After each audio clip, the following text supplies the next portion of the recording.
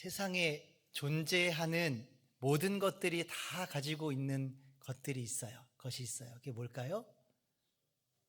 네. 뭐 여러 가지가 있겠지만 바로 이름이에요. 이름. 그렇죠? 사람뿐만 아니라 뭐 동물, 식물, 심지어 물건들도 다 이름을 갖고 있습니다. 이름은요, 그 대상이 누구인지, 무엇인지, 어떤 것인지 구체적으로 알려주는 역할을 합니다. 특히 사람과 같은 경우에요, 이름을 지을 때 보통 본인이 이름을 짓지 않고 부모나 혹은 조부모님들이 이름을 지어주는 경우들이 있죠. 뭐 예전 같은 경우에는 조부모님들이 많이 지어줬다면 요즘은 또 이게 트렌드가 약간 부모들이 자녀들의 이름을 짓는 게 약간 유행이기도 해요. 그러니까 본인의 이름은 본인이 짓지 않지만 또 때로는 본인의 이름을 살다가 마음이 안 들면 어떻게 해요? 개명도 하죠. 네, 그런 경우도 있습니다.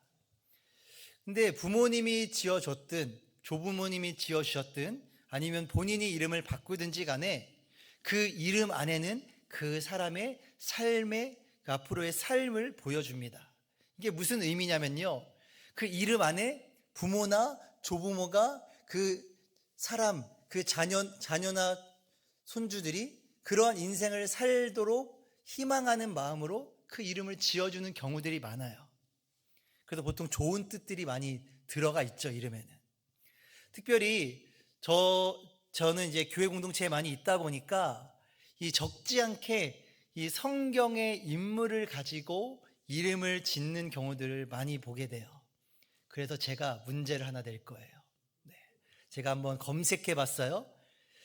우리나라로 한정 지을게요. 세계적으로 하면 또 너무 범위가 넓어지니까 우리나라의 교회 다니는 분들이 가장 많이 짓는 성경 인물은 누굴까요?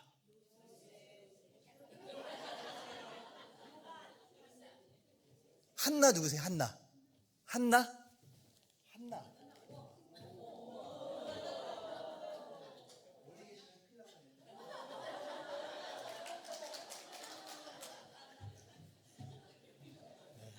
비싼 거 아니고요. 네. 베트남 사탕이라고 요즘 유행하는 거 있어요. 제가 좀 유행에 좀 민감해서. 네. 가장 많이 짓는 이름이요, 한나래요. 한나. 네. 그러면 2등은 뭘까요? 아니에요. 2등은 누굴까요? 아까 요한 누구죠? 요한? 네. 예. 집사님은 나오세요. 제가 가기 힘들어요. 네. 나오세요.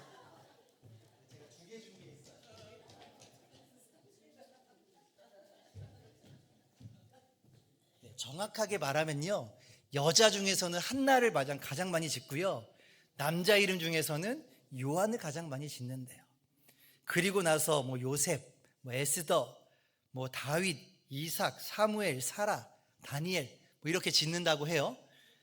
예. 근데 성경 인물 말고도요, 예, 좀 이게 성경 인물 하면요, 저처럼 좀 인생이 고단하니까 부모들이 좀 이제 좀 머리를 쓰기 시작했어요. 그래서 이제 이름에 하자나 예자가 들어가는 이름을 씁니다. 네. 뭐 예를 들어서 하자 들어가는 하의 의미가 뭐죠? 하나님 할 때 하예요. 그 예는 뭘까요? 예수님 할 때 예자예요.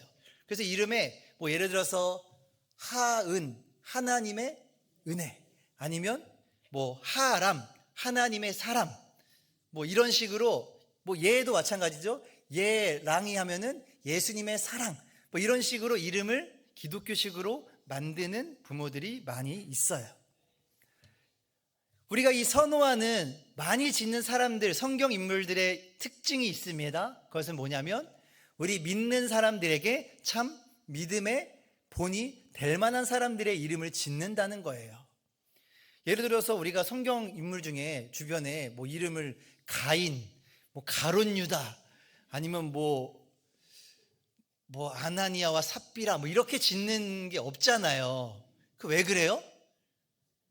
그 사람들, 제가 말한 그 성경 인물들의 특징이 그런 거죠. 본받을 만한 게 아니고, 네, 본받지 말아야 할, 경계해야 할 그런 인물들이기 때문이죠. 네, 오늘 함께 우리가 본 말씀이 어디죠? 욥기죠, 욥기. 근데 참 재밌는 건 뭐냐면요. 다 욥에 대해서 기본적인 지식이 있으실 테니까, 욥은 본받을 만한 인물입니까? 아니면은 우리가 경계해야 될 인물입니까? 다 알고 계시죠. 그런데 제 주변에도 그렇고요. 이름을 욥이라고 짓는 이름은 한 번도 들어보지 못했어요. 가끔씩 선교사님 이름 중에서 욥 몇 분 이렇게 들어본 적이 있는데 욥이라는 이름은 잘 짓지를 않아요. 왜 그럴까요? 네. 욥하면 가장 먼저 떠오르는 게 뭐예요? 고난이잖아요, 고난. 네. 욥하면 떠오르는 게, 이 사람이 믿음을 잘 지켜서 배나 복을 받았다, 이거를 기억하는 게 아니고, 우리가 욥하면 가장 먼저 떠올리는 게 뭐예요? 고난. 그래서 욥이라고 이름 지면 왠지 이 애 인생은 고난을 많이 받을 것 같고, 이렇게 생각하기 때문에 제 추측입니다만, 욥이라고 이름을 잘 짓지 않는 것 같아요. 그래서 제가 오늘 이 욥에 대해서 이야기할 때, 다음 주가 고난 주간이라서 이 욥에 대해서 이야기하는 것이 아니고요. 어떻게 기도하다 보니까 이 욥에 대해서 말씀을 전하게 되었어요. 근데 앞서 다들 얘기하셨지만 욥은요, 참 존경받고 인정받을 만한 인물, 믿음의 본이 될 만한 인물이라는 사실에는 우리가 부인할 수가 없어요. 오늘 본문 말씀 1절을 함께 다시 한번 볼까요? 우스 땅에 욥이라 불리는 사람이 있었는데 그 사람은 온전하고 정직하여 하나님을 경외하며 악에서 떠난 자더라 라고 나와 있죠. 이 욥기의 저자는요, 욥이 아닙니다. 누구인지 정확하게 알려져 있진 않아요. 그리고 심지어는 학자들마다 욥이 실제로 존재하였는가 존재하지 않았는가 의견이 분분합니다. 그리고 욥이 실제로 존재한다고 이야기하는 학자들은요, 욥이 족장시대가 언제예요? 창세기에 나오는 이 아브라함과 이삭, 야곱, 요셉, 이때의 족장시대, 이때의 사람이라고 주장하는 학자들도 있어요. 그리고 욥의 출신이 어디입니까? 욥의 지역이 어디예요? 살고 있던 지역이? 우스 땅이라고 나와 있죠. 우리가 이 지역명이 나와 있지만 이 성경학자들이요, 정확하게 이 우스 지역도 어디인지 학자들마다 의견이 분분해요. 그러면 저자가 누구인지도 불확실하고 이 욥기의 주인공이라고 할 수 있는 이 욥이 실제 인물인지 아닌지도 불확실하고, 그에 대한 정보들이 이렇게 불확실한데 성경은 욥에 대해서 어떻게 이야기하고 있습니까? 온전하고 정직하여 하나님을 경외하며 악에서 떠난 자. 다른 정보들은 모르겠는데 욥은 이런 사람이다라고 이야기를 해요. 여기서 온전하고 정직하여 하나님을 경외하며 악에서 떠난 자, 여기에서 부정적인 의미를 가진 단어가 있나요? 없죠. 여기에 들어있는 단어는요, 다 긍정적인 칭찬받을 만한 그런 단어들만 들어가 있어요. 먼저 욥은 온전하다라는 것은요, 흠이 없다, 다른 말로 완전하다, 그 어느 누구에게도 비난받을 만한 일을 하지 않았다라는 것을 의미합니다. 정직하다라는 것은 뭐예요? 잘못된 길로 가지 않고 행위가 올바른 것을 정직하다라고 이야기를 하죠.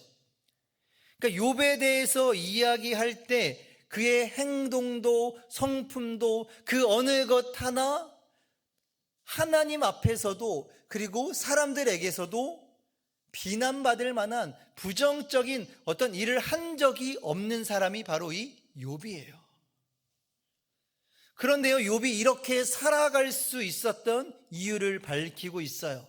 그 뒤에 욥은 하나님을 경외하며 악에서 떠난, 하나님을 경외하고 악에서 떠난 삶을 살았기 때문에 욥은요, 온전하고 정직한 삶을 살아갈 수가 있었다라는 것입니다. 그래서 욥의 삶을 정리하면요, 욥은 하나님을 섬기며 이 세상 가운데 올바르게 살아갔다라고 그렇게 우리는 정리할 수가 있을 것이에요. 제가 바라기로는 오늘 여기 계신 우리 모든 성도님들의 삶이요, 욥과 같은 인생을 살아가시기를 소망합니다. 아멘이 작은 것은 욥처럼 고난 받으실까봐 그런 게 아니실 거라고 생각합니다. 우리 성도님들도 우리 신앙생활이 욥과 같이 하나님을 경외함으로 악에서 떠나 온전하고 정직한 삶을 살아감으로 말미암아 하나님과 사람들에게 인정받는 그런 삶을 살아가시기를 다시 한번 소망합니다. 욥의 삶의 모습은요, 성경이 말하는 가장 올바른 스탠다드와도 같다라고 말씀드릴 수가 있을 것 같아요. 그리고 이러한 삶의 결과로 성경에서 욥은 하나님께서 복을 주셨다라고 말씀하고 있습니다. 그 결과가 오늘 본문 2절과 3절 말씀이에요. 우리 함께 읽겠습니다. 그에게 아들 7과 딸 3이 태어나니라. 그의 소유물은 양이 7,000마리요 낙타가 3,000마리요 소가 500결이요 암나귀가 500마리이며 종도 많이 있었으니 이 사람은 동방 사람 중에 가장 훌륭한 자라. 욥기의 저자는요, 가장 먼저 욥의 자녀들에 대해서 이야기합니다. 자녀들이 몇 명이에요? 아들 7과 딸 3, 10명이에요.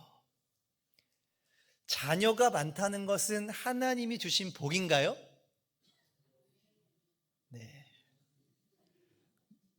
아멘 소리가 작은 거 보니까 애들 너무 많으면 키우기가 힘들고 어려우니까 복이 아닌가요? 창세기 1장 28절의 말씀을 보면요, 하나님께서 사람을 지으시고 복을 주시며 이렇게 말씀하십니다. 하나님이 그들에게 복을 주시며 하나님이 그들에게 이르시되 생육하고 번성하여 땅에 충만하라 라고 말씀하고 있죠. 이 구약 성경, 이 유대인들의 사고 안에는요, 자녀들이 많은 것은 복이에요. 하나님이 주신 복이다라고 할 수 있습니다. 특별히 성경에서 이 10열이라는 숫자는요, 온전함을 의미해요. 욥의 자녀가 몇 명이라고요? 10명. 욥의 가정은 온전한 가정이었다라는 것을 의미하고 있어요. 그리고 나서 욥의 소유물에 대해서 이야기합니다. 재산에 대해서 이야기해요. 양이 7,000마리, 낙타가 3,000마리. 이 양하고 낙타만 하더라도 몇 마리예요? 10,000마리예요. 지금으로 따져도 이 정도 갖고 있으면 부자라고 할 수 있겠죠. 그런데 여기에다가 낙타와 양만 있는 게 아니라 소도 500결이, 결이는 쌍입니다. 500쌍이에요. 암낙이 500마리, 그리고 종도 많이 있었다라고 이렇게 기록하고 있어요. 여기도 보면요, 양과 낙타 합쳐서 10,000마리죠. 여기도 소유가 10단위로 끊어져 있어요. 10,000마리이긴 하지만 10이 무엇을 의미한다고요? 온전하다, 완전하다라는 뜻을 가지고 있어요. 소유도 이렇게 10의 단위로 끊어져서 일부러 설명한 것은요, 바로 욥의 재산도 그의 부도 하나님께서 주신 온전한 가운데 그가 복을 누리고 있었다라는 것을 의미하고 있는 거예요. 약간 저자의 의도적으로 그렇게 기록한 것으로 보입니다. 많은 소유를 가지고 있었고 그것을 탁월하게 경영하고 많은 종들을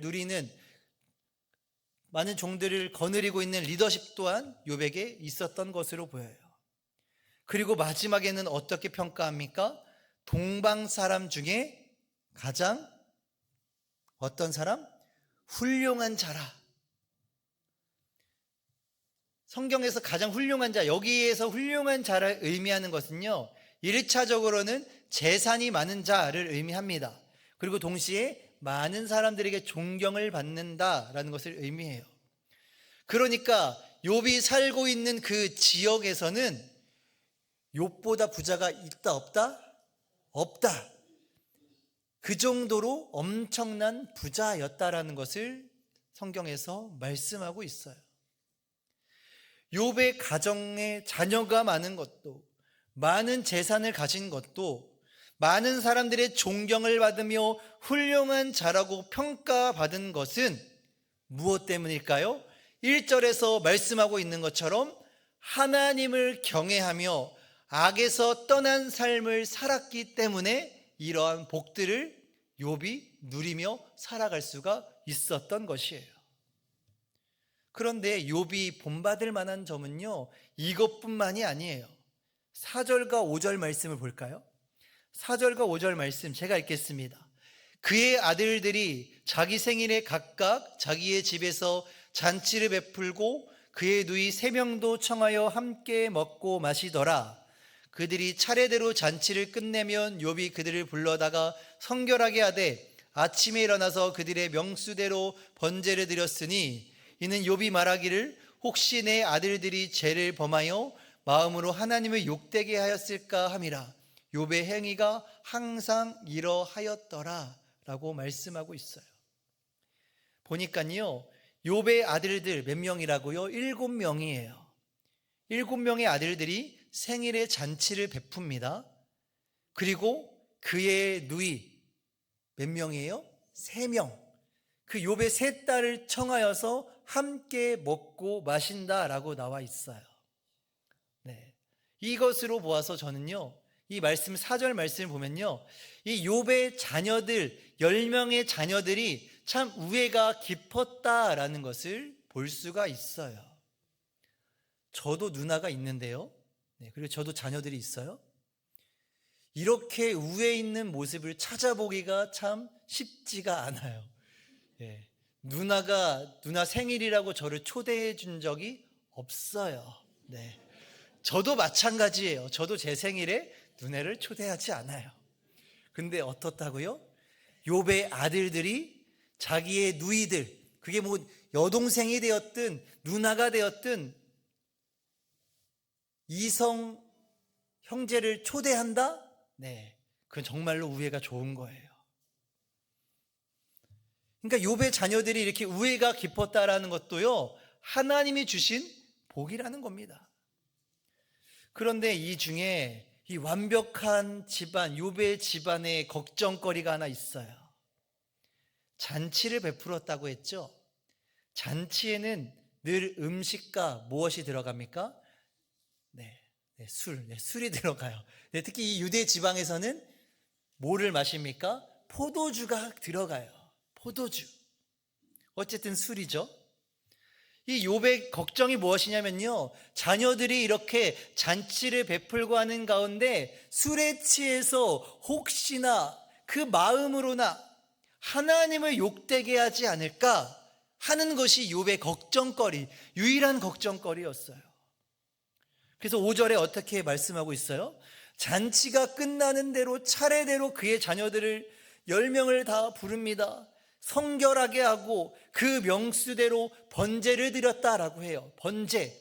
여기서는 번제라고 나와 있지만 정확하게 말하면 속죄제, 속건제예요. 죄 지은 것을 하나님께 용서받기 위해서 지은 제사.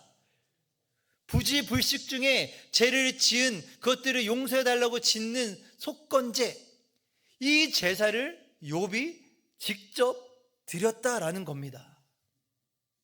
이것은 무엇을 의미합니까? 욥 자신뿐만 경건하게 살고자 한 것이 아니라 그의 자녀들 또한 경건하게 살아가게 하기 위해서 잔치를 베풀고 혹여나 죄를 지었을까, 죄를 지은 모습을 본 게 아니에요. 그런데 그 죄를 지었을까 하는 마음에 자녀들을 다 불러서 그런 제사를 드렸다라는 것입니다. 자신의 신앙생활뿐만 아니라 자신의 자녀들도 철저하게 하나님을 경외하며 악에서 떠난 삶을 살아가도록 지금으로 말하면 신앙교육을 했다라는 것입니다. 우리 여기 계신 우리 사랑하는 성도님들, 우리 성도님들의 자녀들을 어떻게 키우고 계십니까? 저도 물론 자녀를 키우고 있지만요, 부모 마음대로 되지 않는 게 자녀들 아닙니까? 그런데 욥은요, 자녀들에게 먼저 하나님을 경외하는 삶이 어떠한 삶인지 보여주었어요. 그리고 본인뿐만 아니라 그리고 그 하나님을 경외하는 삶의 모습을 자녀들이 보았겠죠. 하나님을 경외하고 살아가니까 어떠한 모습을 자녀들이 보았어요? 자녀의 축복, 물질의 축복을 누리는 것을 자녀들이 다 보았을 것입니다. 그래서 자녀들이 혹여라도 일상에서 하나님을 범죄하지 않을까, 일종의 신앙교육을 철저히 하는 가운데 자녀들이요 반항하지 않고 그 욥의 말대로 그렇게 했다라는 거예요. 이것이 가정의 한 가장으로서 보여줄 수 있는 신앙의 가장 좋은 본보기가 아닌가, 저는 그렇게 생각하게 되었습니다.